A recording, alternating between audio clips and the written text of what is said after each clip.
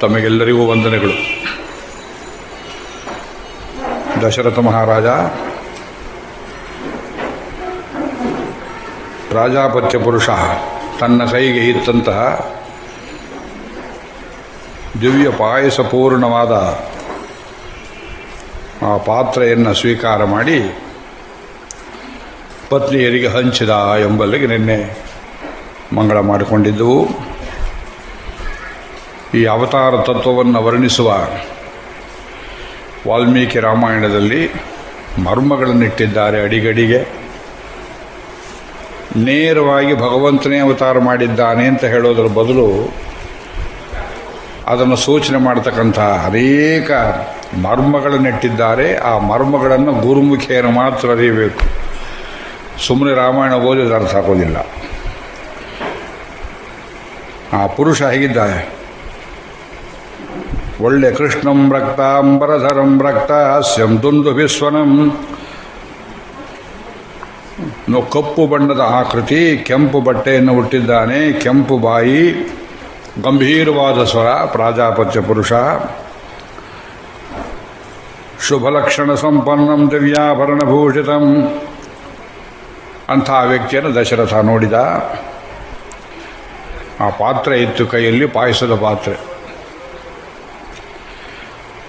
ದಿವಾಕರ ಸಮಾಕಾರಂ ದೀಪ್ತಾನಲ ಶಿಖೋಪಮಂ, ಸೂರ್ಯನಂತೆ ಹೊಳೆಯುತ್ತಾ ಇತ್ತು ಆ ಪಾತ್ರೆ. ಸೂರ್ಯನ ಆಕಾರವೂ ಇತ್ತು, ಸೂರ್ಯನ ಬಣ್ಣವೂ ಇತ್ತು. ದಿವಾಕರ ಸಮಾಕಾರಂ ದೀಪ್ತಾನಲ ಶಿಖೋಪಮಂ, ಪ್ರಜ್ವಲಿಸುವ ಅಗ್ನಿಯಂತೆ ಕಂಗೊಳಿಸ್ತಾ ಇತ್ತು. ಆ ಪಾತ್ರೆ ಬಂಗಾರದ್ದು. ತಪ್ತ ಜಾಂಬೂನದಮಯೀಂ ರಾಜತಾಂತ ಪರಿಚ್ಛದಾಂ, ಬೆಳ್ಳಿಯ ಮುಚ್ಚಳ ಇತ್ತು ಅಂದ್ರು. ಇಲ್ಲೇ ಮರ್ಮ ಇಟ್ಟಿರೋದು. ಆಶ್ಚರ್ಯಪಡಬೇಕು ನೀವು. ಪ್ರಾಜಾಪತ್ಯ ಪುರುಷನಿಗೆ ಬಂಗಾರದ ಪಾತ್ರೆ ತರೋ ಯೋಗ್ಯತೆ ಇದ್ದವನಿಗೆ ಒಂದು ಬಂಗಾರದ ಮುಚ್ಚಳಕ್ಕೆ ಯೋಗ್ಯತೆ ಇರಲಿಲ್ಲವೇ? ಬೆಳ್ಳಿ ಮುಚ್ಚಳವೇ? ಸದ್ಯ ಹಿಂಡೇರಿಯಂ ಒಲಿಯುಮಿನಂ ತರಲಿಲ್ವಲ್ಲ. ದಿವ್ಯ ಪಾಯಸ ಸಂಪೂರ್ಣಾಂ ಪಾತ್ರೀಂ ಪತ್ನೀಮಿವ ಪ್ರಿಯಾಂ ಪ್ರಗೃಹ್ಯ ವಿಪುಲಾಂ ದೌರ್ಭ್ಯಾಂ, ಅಷ್ಟು ದೊಡ್ಡ ಪಾತ್ರೆಯನ್ನು ತನ್ನ ದೋಳುಗಳಿಂದ ಎತ್ತಿಕೊಂಡು ಬಂದ. ಅಗ್ನಿ ಪುರುಷನಿಗೆ, ಪ್ರಾಜಾಪತ್ಯ ಪುರುಷನಿಗೆ ಅದನ್ನು ಎತ್ತುವುದು ಕಷ್ಟವಾಗಿತ್ತು. ಹೇಮಪಾತ್ರಗತಂ ದೌರ್ಭ್ಯಾಂ, ಕಾಳಿದಾಸ. ಆದಧಾನಃ ಪಯಶ್ಚರುಂ ಅನುಪ್ರವೇಶಾರಾಧ್ಯಸ್ಯ ಪುಂಸಃ ತೇನಾಪಿ ದುರ್ವಹಂ. ಹೇಮಪಾತ್ರಗತಂ ದೌರ್ಭ್ಯ. ಮಹಾಕವಿಗಳು ವಾಲ್ಮೀಕಿಯನ್ನು ಬಿಟ್ಟು ಸರದಿಲ್ಲ. ಅವರವರ ಕಥೆಗಳಿಗೆ ಉಚಿತವಾದರೂ ಮೂಲ ಕವಿಯ ಆಶಯದಲ್ಲಿ, ದರ್ಶನದಲ್ಲಿ ಭಂಗಬಾರದಂತೆ ಅಲಂಕಾರಗಳನ್ನು ಉಪಯೋಗ ಮಾಡಿಕೊಂಡಿದ್ದಾರೆ. ಸ್ವಲ್ಪ ಸನ್ನಿವೇಶಗಳನ್ನು ಬದಲಿಸಿಕೊಂಡಿರಬಹುದು. ಮೂಲ ದರ್ಶನಕ್ಕೆ ಎಲ್ಲಿಯೂ ಭಂಗವಿಲ್ಲ. ಭಾಸನನ್ನು ಒಳಗೊಂಡು ಹೇಳ್ತೇನೆ ಈ ಮಾತನ್ನು. ಪ್ರತಿಮಾ ನಾಟಕ ಮುಂದೆ ದಶರಥನ ಮರಣವನ್ನು ಭರತನಿಗೆ ತಿಳಿಸುವಂತಹ ಸಂದರ್ಭ, ಕೈಕೇಯಿ ವರ ಕೇಳುವ ಸಂದರ್ಭ, ಅಲ್ಲಿ ಸ್ವಲ್ಪ ಹೆಚ್ಚು ಕಮ್ಮಿ ಆಗಿದ್ದರೂ ಅದು ರಂಜಕವಾಗಿದೆಯೇ ಹೊರತು ದರ್ಶನಕ್ಕೆ ಭಂಗಕಾರಕವಲ್ಲ. ಹೇಮಪಾತ್ರಗತಂ ದೌರ್ಭ್ಯಾಮಾದಧಾನಃ ಪಯಶ್ಚರುಂ, ದೊಡ್ಡ ತೋಳಿಂದ ಎತ್ಕೊಂಡ್ಬಂದಿದ್ದಾನೆ ಪ್ರಾಜಾಪತ್ಯ ಪುರುಷ. ಅವನಿಗೆ ಕಷ್ಟವಾಯಿತು ಆ ಪಾತ್ರೆ ಎತ್ಕೊಂಡ್ಬರೋದಕ್ಕೆ. ಅನುಪ್ರವೇಶಾರಾಧ್ಯಸ್ಯ ಪುಂಸಃ, ಆದಿಪುರುಷ ಶ್ರೀಮನ್ನಾರಾಯಣನ ಪ್ರವೇಶ ಪಾತ್ರೆಯಲ್ಲಾಗಿದ್ದರಿಂದ ತೇನಾಪಿ ದುರ್ವಹಂ, ಅವನಿಗೂ ಎತ್ತುವುದಕ್ಕೆ ಕಷ್ಟವಾಗಿತ್ತು. ಭಗವಂತನ ಪಾಯಸದಲ್ಲಿ ಅವನ ಸಂಕ್ಷೇಪ ಹೇಗೆ ಮಾಡ್ತೀರಿ, ಅವನು ದೊಡ್ಡದು ಹೇಗೆ ಮಾಡ್ತೀರಿ, ಅವನು ಸಣ್ಣದು ಮಾಡೋಕ್ಕಾಗೋದಿಲ್ಲ. ಅಣೋರಣೀಯಾನ್ ಮಹತೋ ಮಹೀಯಾನ್, ಅಣುವಾದರೂ ಅಷ್ಟೇ, ಮಹತ್ತಾದರೂ ಅಷ್ಟೇ. ಆ ಮಹಿಮೆಯನ್ನು ಹೆಚ್ಚು ಕಮ್ಮಿ ಮಾಡೋಕ್ಕೆ ಬರೋದಿಲ್ಲ. ಇಲ್ಲಿ ದಿವಾಕರ ಸಮಾಕಾರಂ ತಪ್ತ ಜಾಂಬೂನದಮಯೀಂ ರಾಜತಾಂತ ಪರಿಚ್ಛದಾಂ, ಮುಚ್ಚಳ ಬೆಳ್ಳಿಯುವುದು ಅಂದರು. ಇಲ್ಲಿ ವೈದಿಕ ಮರ್ಮ. ಏನು ಮರ್ಮ ಅಂದರೆ, ಬೆಳ್ಳಿ ಎಂಬುದು ವೇದದ ಪರಿಭಾಷೆಯಲ್ಲಿ ರಜೋಗುಣಕ್ಕೆ ಸಂಕೇತ, ಬಂಗಾರವೆಂಬುದು ಸತ್ವಗುಣಕ್ಕೆ ಸಂಕೇತ, ಕಬ್ಬಿಣವೆಂಬುದು ತಾಮಸ ಗುಣಕ್ಕೆ ಸಂಕೇತ. ಈ ಸಂಕೇತ ಎಲ್ಲಿ ಹೇಳಿದ್ದಾರೆ? ಇದು ರಾಮಾಯಣದಲ್ಲಿ ಹೇಳಿಲ್ಲ. ವೇದದಲ್ಲಿ, ನಮ್ಮ ತೈತ್ರಿಯ ಸಂಹಿತೆ ಋಗ್ವೇದದಲ್ಲಿಯೂ ಬರ್ತದೆ, 6ನೇ ಕಾಂಡ 2ನೇ ಪ್ರಶ್ನ 4ನೇ ಅನುವಾಕದಲ್ಲಿ ತ್ರಿಪುರಾಸುರರ ಕಥೆಯನ್ನು ಹೇಳುವಾಗ ಇದನ್ನು ಈ ಬಣ್ಣಗಳ ಸಂಕೇತವನ್ನು ಉಪಯೋಗ ಮಾಡಿದ್ದಾರೆ. ತ್ರಿಪುರಾಸುರ ಸಂಹಾರ ತಾವೆಲ್ಲ ಕೇಳಿದ್ದೀರಿ. ತ್ರಿಪುರಾರಿ, ಪುರಾರಿ ಮಹೇಶ್ವರನಿಗೆ, ಪರಮಶಿವನಿಗೆ ಹೆಸರು. 3 ಅಸುರರು ಅವರು ಬ್ರಹ್ಮನನ್ನು ಕುರಿತು ತಪಸ್ಸು ಮಾಡಿದರು. ಈ ಕಥೆ ಮಹಾಭಾರತ ಕರ್ಣಪರ್ವದಲ್ಲಿ ತುಂಬ ವಿಸ್ತಾರವಾಗಿ ಬರುತ್ತೆ. ಪಂಚಮ ವೇದದಲ್ಲಿ ಬರುವ ವೃತ್ರಾಸುರ ಕಥೆ, ತ್ರಿಪುರಾಸುರ ವಧೆ, ತಾರಕಾಸುರ ವಧೆ, ನಮುಚಿ, ಶಂಬರ ಇತ್ಯಾದಿಗಳು, ಇವೆಲ್ಲ ಕಥೆಗಳು ಇತಿಹಾಸ ಪುರಾಣಗಳಲ್ಲಿ ಸ್ವಲ್ಪ ವಿಸ್ತಾರವಾಗಿವೆ, ಮರ್ಮ ಸಮೇತವಾಗಿ.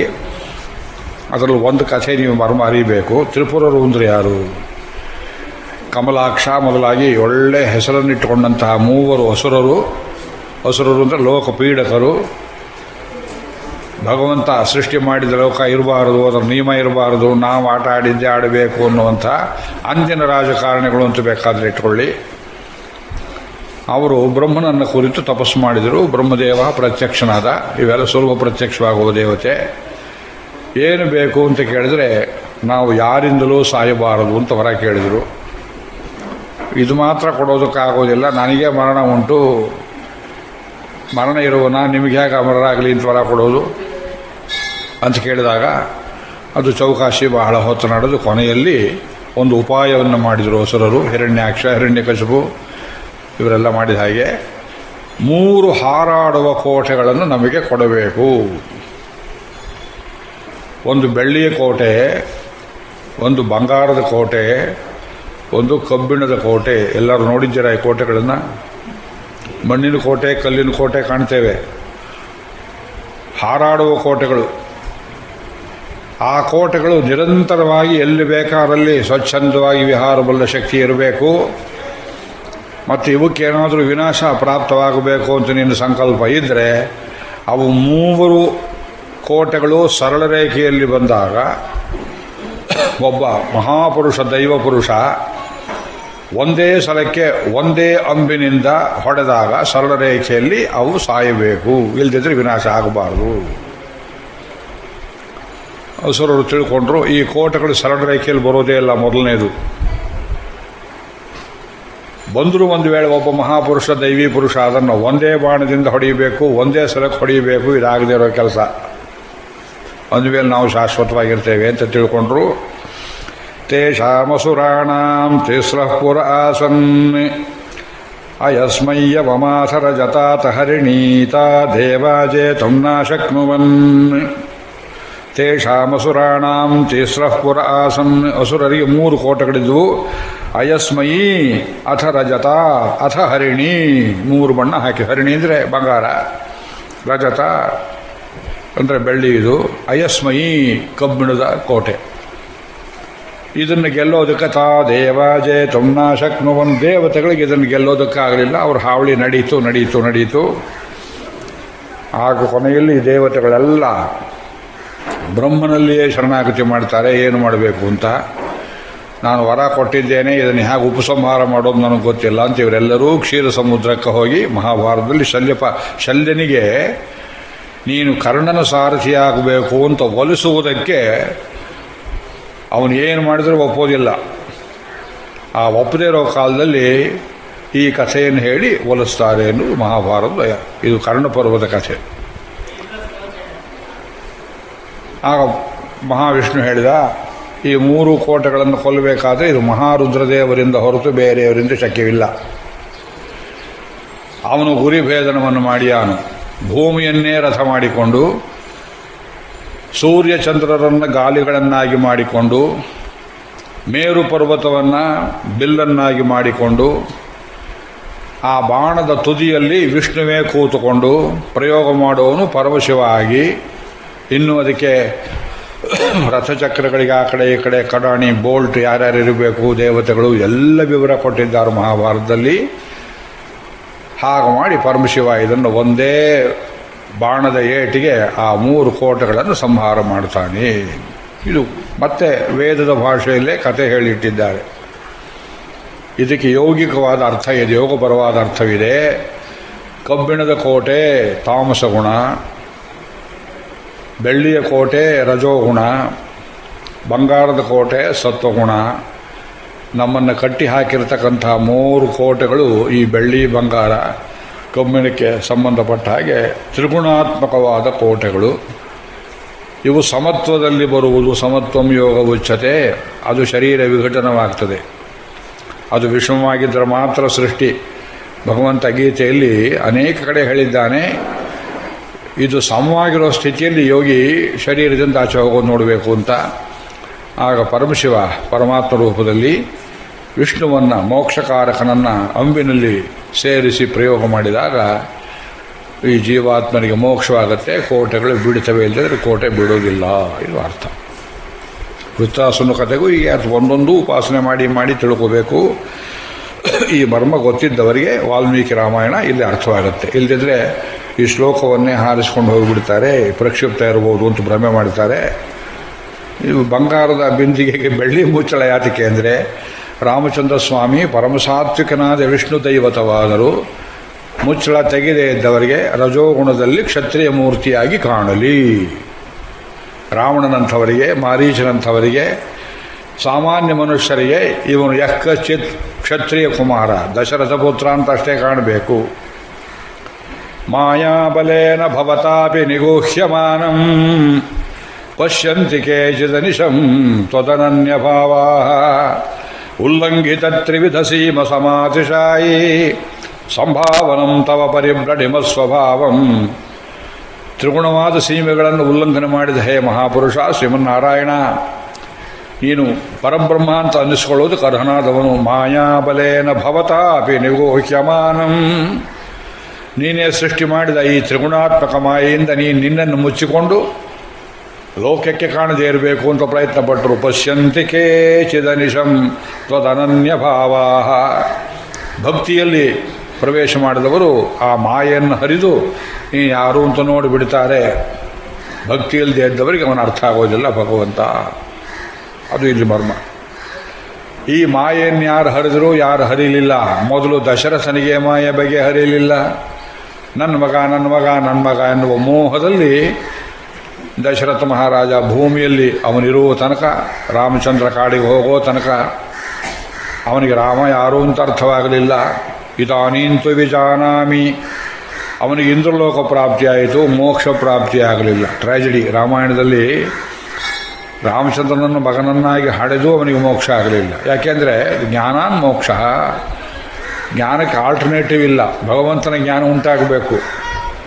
ಆ ಜ್ಞಾನಕ್ಕೆ ಗುರೂಪಸದನ ಬೇಕು, ಅದಕ್ಕೆ ನಿಷ್ಠೆ ಬೇಕು, ಅದಕ್ಕೆ ಬೇಕಾದಂತಹ ಕಾಮಕ್ರೋಧಗಳನ್ನು ಗೆಲ್ಲುವ ಶಕ್ತಿ ಬೇಕು. ದಶರಥನಿಗೆ ಕಾಮಕ್ರೋಧವನ್ನು ಗೆಲ್ಲುವ ಶಕ್ತಿ ಇರಲಿಲ್ಲ. ಆದರೆ ಅವನು ಕೈಕೇಯಿ ಪಾದದಲ್ಲಿ ಪ್ರಾಣ ಬಿಡ್ತಾನೆ. ಕಾಮೀ ಕಮಲಪತ್ರಾಕ್ಷೀಂ, ಅಲ್ಲ ಮನೆಯಲ್ಲಿಯೇ ಕಾಮಮೋಹಿತಂ, ಅಲ್ಲೇ ಕೂತಿತ್ತು. ರಾವಣನ ತನಕ ಎತ್ತಕ್ಕೆ ಹೋಗ್ತೀರಿ? ರಾವಣನ ತನಕ ಹೋಗಬೇಡ, ದಶರಥನ ತನಕ ಹೋಗಬೇಡ, ನಮ್ಮ ತನಕವೇ ಬನ್ನಿ. ನಿಮ್ಮ ಹೃದಯದಲ್ಲಿಯೇ ದೇವರಿಲ್ಲವೇ? ಅಷ್ಟು ಸಮೀಪದಲ್ಲಿ ಇನ್ನೊಬ್ಬರು ಇರಬಲ್ಲರೆ ನಿಮಗೆ? ಹೆಂಡತಿಯಾಗಲಿ, ಮಕ್ಕಳಾಗಲಿ, ಕೂಡಿಟ್ಟ ಹಣವಾಗಲಿ, ಬಂಧು ಬಾಂಧವರಾಗಲಿ, ಯಾರೊಬ್ಬರಾಗಲಿ ನಿಮಗೆ ಭಗವಂತನಷ್ಟು ಸಮೀಪದಲ್ಲಿ ಇನ್ನೊಬ್ಬರು ಇರಬಲ್ಲರೇ? ಇಲ್ಲ. ಹಾಗಿದ್ದು ನಮಗೆ ಅದಕ್ಕೆ ಅರ್ಥ ಆಗೋದಿಲ್ಲ. ಅಂದರೆ ಮಾಯಾಬಲೇನ ಭವತಾಪಿ ನಿಗೂಹ್ಯಮಾನಂ. ಆ ಮಾಯೆ ಒಂದು ಕೂತಿದೆ. ಮಾಮೇವಯೇ ಪ್ರಪದ್ಯಂತೆ ಮಾಯಾಮೇತಾಂ ತರಂತಿತೆ. ಇದು ಅವನೇ ಸೃಷ್ಟಿ ಮಾಡಿದ್ದು. ದೈವಿ ಶೇಷ ಗುಣಮಯಿ ಮಮ ಮಾಯಾ ದುರತ್ಯಯ. ಪ್ರಪತ್ತಿ ಮಾಡಬೇಕು, ಮಾಯೇನು ಬಿಡಿಸು ಅಂತ ಕೇಳ್ಕೋಬೇಕು. ಮಾಯೆ ಅಂದರೆ ಇಲ್ಲಿ ಮೋಹ ಅಂತ ಅರ್ಥ. ಅನಾತ್ಮನಿ ಆತ್ಮಬುದ್ಧಿರ್ಯ ಅಸ್ವೇ ಸ್ವಮಿತಿಯ ಮತಿ. ಆತ್ಮವಲ್ಲದರಲ್ಲಿ ಇದು ಆತ್ಮ ಅನ್ನುವ ಬುದ್ಧಿ, ಇದು ಒಂದು ಅಜ್ಞಾನ. ತನ್ನದಲ್ಲದರಲ್ಲಿ ತನ್ನದು ಎಂಬುವ ತಿಳುವಳಿಕೆ, ಇದು ಒಂದು ಅಜ್ಞಾನ. ಅನಾತ್ಮನಿ ಆತ್ಮ. ದೇಹವನ್ನು ನಾವು ಅಂತ ತಿಳಿತೇವೆ. ಒಬ್ಬರು ಮುಟ್ಟಿ ಹೀಗಾದ್ರೆ ಯಾಕ್ರಿ ಅಂತ ಕೇಳ್ತೇವೆ. ನೀವು ಯಾರ್ರೀ? ನಾವು ಶರೀರಕ್ಕೆ ಉಂಟಾದ ಅನುಭವದಿಂದ ಇದು ನಾವು ನಮ್ಮತನದ ಅನುಭವದ ತನಕ ನಮಗೆ ಬರುತ್ತೆ ಎನ್ನುವ ತಪ್ಪು ತಿಳುವಳಿಕೆ ನಮಗಿದೆ. ಇದು ಶರೀರವನ್ನು ಸುಟ್ಟು ಬಿಡ್ತಾರೆ, ಆತ್ಮ ಸುಡ್ಲಿಕ್ಕೆ ಬರೋದಿಲ್ಲ. ಅಸ್ವೇ ಸ್ವಮಿತಿಯ ಮಿತಿ ಸ್ವಂ ಸ್ವತ್. ನಮ್ಮದು ಎಂಬುದೇನಾರಿದ್ರೆ ಅದು ಭಗವಂತನೆಂಬ ವಸ್ತು. ನಮ್ಮಲ್ಲಿ ಅಂತರ್ಯಾಮಿಯಾಗಿರುವುದು, ನಮ್ಮನ್ನು ಬಿಟ್ಟು ಅಗಲದೇ ಇರುವುದು. ಅದನ್ನು ಬಿಟ್ಟು ಹೊರಗಿಂದ ನಾವು ಕೃತಕವಾಗಿ ಏರ್ಪಡಿಸಿಕೊಂಡ ಸಂಬಂಧಗಳಿಂದ ಅದನ್ನೆಲ್ಲ ಸ್ವತ್ತು ಸ್ವತ್ತು ಸ್ವತ್ತು ನಮ್ಮದು ನಮ್ಮದು ಅಂತೇನಂತೇವಲ್ಲ, ಅದನ್ನು ಸ್ವಂ ಇತಿಯಾಮತಿ ನಮ್ಮದು ಅಂತೇನು ತಿಳ್ಕೊಳ್ತೀರಿ, ಇದು ಕೊನೆಯಲ್ಲಿ ಅಜ್ಞಾನವನ್ನುಂಟು ಮಾಡಿ ಹೋಗುತ್ತೆ. ಪದಾರ್ಥಗಳು ಕಳೆದು ಹೋದಾಗ, ಶರೀರಕ್ಕೆ ದುಃಖ ಉಂಟಾದಾಗ, ಶರೀರಕ್ಕೆ ತೊಂದರೆ ಉಂಟಾದಾಗ ಮನುಷ್ಯನಿಗೆ ತುಂಬ ಯಾತನೆಯಾಗತ್ತೆ. ಆ ಯಾತನೆಗೆ ಯಾತಕ್ಕೆ ಔಷಧಿ ಇಲ್ಲ ಅಂದರೆ ಅಜ್ಞಾನ ಕರ್ತಕವಾದದ್ದು. ಆದ್ದರಿಂದ ದಶರಥನಿಗೆ ಅದು ವರಿಮೋಹವಲ್ಲ, ವ್ಯಾಮೋಹ.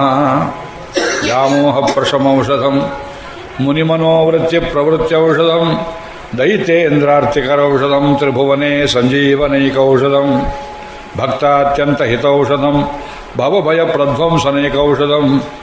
ಯಾವುದು? ಆ ಶ್ರೀಕೃಷ್ಣನೆಂಬ ಶ್ರೀಕೃಷ್ಣ ದಿವ್ಯೌಷಧಂ. ಕುಲಶೇಖರರು ಮುಕುಂದಮಾರಿಯಲ್ಲಿ ಕೃಷ್ಣ ಅನ್ನೋ ಔಷಧವನ್ನು ಜಪಿಸು, ಉಪಯೋಗ ಮಾಡಿಕೋ, ವ್ಯಾಮೋಹ ಹೋಗ್ತದೆ ಅಂದರೆ ಭಗವಂತನ ನಾಮಸ್ಮರಣೆ ಮಾಡಬೇಕು. ಯಾವುದಾದ್ರೊಂದು ಶ್ರೀನಾಮ, ವಿಷ್ಣು ಸಹಸ್ರನಾಮದಲ್ಲಿ ಒಂದು ಯಾವುದಾದ್ರೂ ಪ್ರೀತಿಕರವಾದ ಶ್ರೀನಾಮ ಜಪ ಮಾಡಬೇಕು. ಅದನ್ನೇನು ಮಾಡಲಿಲ್ಲ ಅವನು. ಮಕ್ಕಳಾಗಲಿಲ್ಲ, ಮಕ್ಕಳಾಗಬೇಕು, ಮಕ್ಕಳಾಗಲಿಲ್ಲ, ಮಕ್ಕಳಾಗಬೇಕಿದು ಒಂದೇ ಹಠ. ಪಾತ್ರೀಂ ಪತ್ನೀಮಿವ ಪ್ರಿಯಾಂ, ಅತ್ಯಂತ ಪ್ರೀತಿ ಪಾತ್ರರಾದ ಹೆಂಡತಿಯೋ ಎಂಬಂತೆ ಆ ಪಾತ್ರೆ ಗರ್ಭವನ್ನು ನೋಡಿದ. ಪ್ರಗೃಹ್ಯ ವಿಪುಲಾಂ ದೌರ್ಭ್ಯಾಂ ಸ್ವಯಂ ಮಾಯಾಮಯೇಮಿವ. ಇಲ್ಲಿ ಮಾಯಾಮಯಿ ಹೇಳೇ ಬಿಟ್ರು ನೋಡಿ. ಅದನ್ನು ಸಮವೇಕ್ಷ ಅಬ್ರವೀದ್ವಾಕ್ಯಂ ವಿಧಂ ದಶರಥ ನೃಪಂ.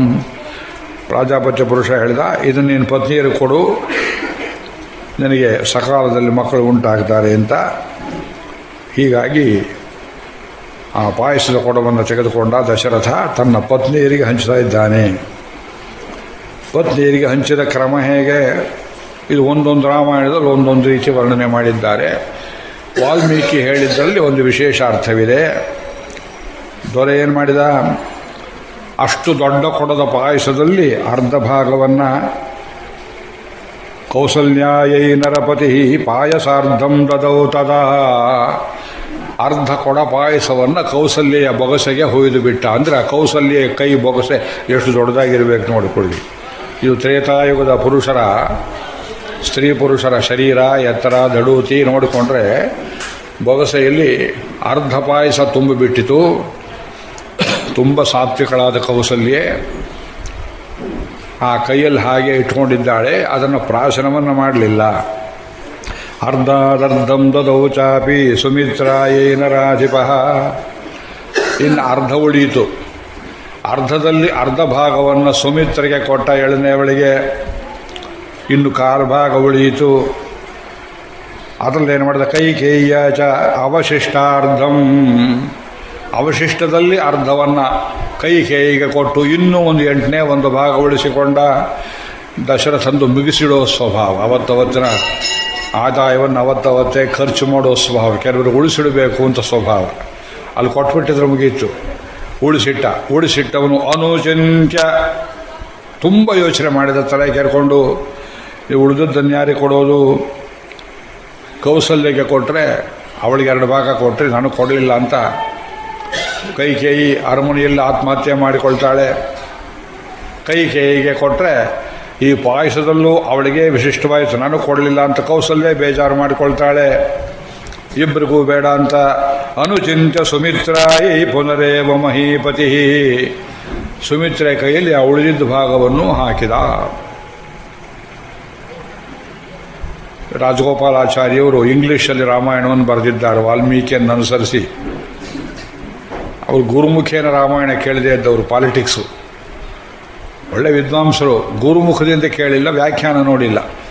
ಅವರು ಇಂಗ್ಲೀಷ್ ಸಣ್ಣ ಪುಸ್ತಕ, ಅದರಲ್ಲಿ ಹೇಳ್ತಾರೆ ಇದು 4ನೇ ಒಂದು 8ನೇ ಒಂದು ಅರ್ಧ ಭಾಗ ನನಗಿದು ಹಿಡಿಸೋದಿಲ್ಲ ಅಂತ. ನಿಮಗೆ ಹಿಡಿಸ್ಲಿ ಅಂತ ಯಾರು ಬರೆದರು ಇಲ್ಲಿ ರಾಮಾಯಣವನ್ನು? ನಿಮಗೆ ಹಿಡಿಸಿದ್ರಷ್ಟು ಬಿಟ್ಟರೆಷ್ಟು ಇಲ್ಲಿರೋದನ್ನು ಅರ್ಥ ಮಾಡಿಕೊಳ್ಳಿ.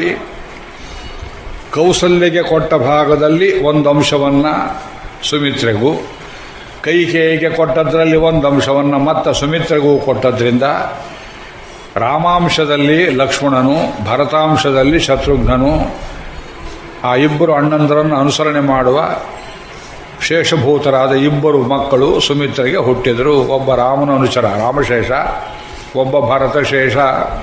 ಪಾರತಂತ್ರ ವೃತ್ತಿಯನ್ನು ತೋರಿಸ್ತಾರೆ ಲೋಕದಲ್ಲಿ ಭಕ್ತರು ಬಾಳುವುದು ಹೇಗೆ ಅಂತ. ಇದು ಇಲ್ಲಿ ಮರ್ಮ. ಆದರೆ ಜನನ ಕ್ರಮದಲ್ಲಿ ಹೇಗಾಯಿತು?